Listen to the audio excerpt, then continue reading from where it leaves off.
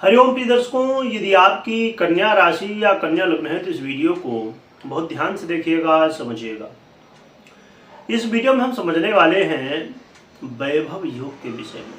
16 नवंबर से वैभव योग बनने जा रहा है। आप नाम से ही समझ पा रहे होंगे इस वैभव योग के वैभव को।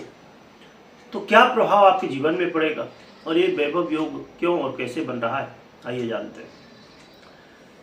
16 नवंबर को ग्रहों के राजा सूर्य का परिवर्तन वृश्चिक राशि पर होने जा रहा है और वृश्चिक राशि पर मंगल पहले से ही गोचर कर रहे हैं, जिसकी वजह से यहाँ पर बहुत ही महत्वपूर्ण वैभव योग बनने जा रहा है। ये इसका महत्व और भी बढ़ जाता है। एक तो ये कि ये दोनों ग्रह एक साथ होने जा रहे हैं और वृश्चिक राशि पर ही होने जा रहे हैं और देवगुरु बृहस्पति जैसे ग्रह की दृष्टि भी है, जिसकी वजह से इस योग के जो पॉजिटिव प्रभाव है और ज़्यादा बढ़ जाते हैं। परंतु यहाँ पर एक बात जरूर ध्यान रखिए कि 23 नवंबर को रात्रि में 8:29 तक बुध वृश्चिक पे ही गोचर कर रहे हैं और अस्त अवस्था में गोचर कर रहे हैं, जो कि बहुत अच्छा नहीं है। हमने इसकी चर्चा की है पहले। यदि आपने नहीं देखे तो देख सकते हैं। तो ये जो सूर्य के प्रभाव हैं, खासकर वैभव योग के, वो 23 तारीख के बाद ज़्यादा अच्छे माने जाएंगे, क्योंकि फिर ये जो दुर्प्रभाव है बुध का वो यहाँ से हट जाएगा। और मैंने जैसे कहा कि देवगुरु बृहस्पति जैसे ग्रह की दृष्टि है और इसमें बहुत ही अच्छी स्थिति में है।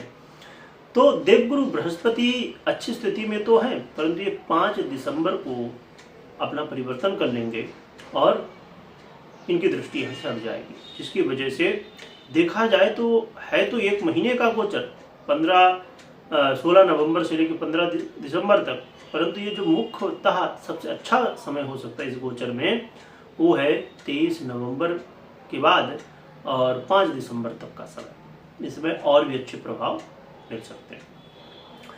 देखा जाए तो कन्या वालों के लिए आपके ये बेस बनते हैं और वर्तमान में जब वृश्चिक में गोचर करेंगे तो आपके तृतीय भाव में गोचर करेंगे। आइए जानते हैं क्या प्रभाव होगा।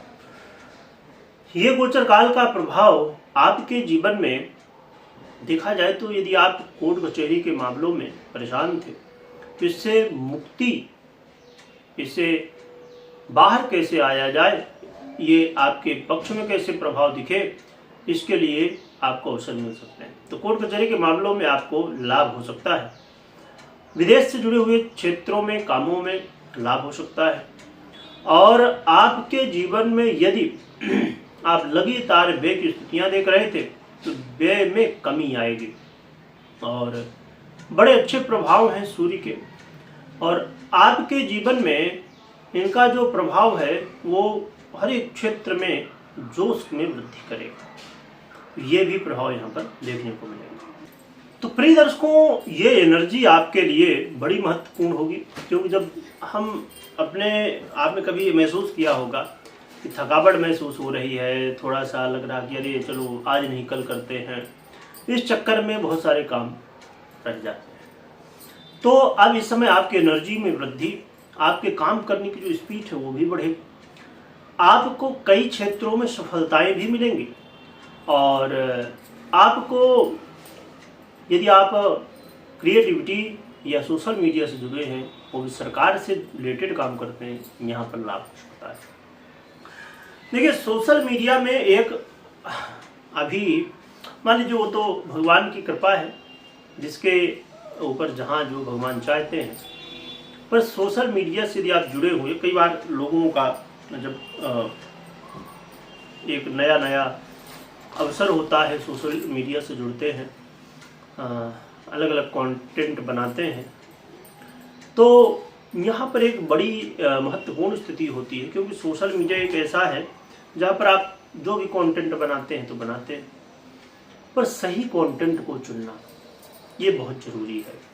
यानी आपने सुना होगा जब जो क्रिएटर हो आइडिया देते हैं कि आप इस विषय में वीडियो बना सकते हैं, है ना, तो लोग क्या सोचते हैं, जिसमें पैसा ज़्यादा हो, जिसमें व्यूज खूब आते हो, ऐसा कंटेंट बनाना है, परंतु ये कहीं ना कहीं बहुत बड़ी गलती होती है।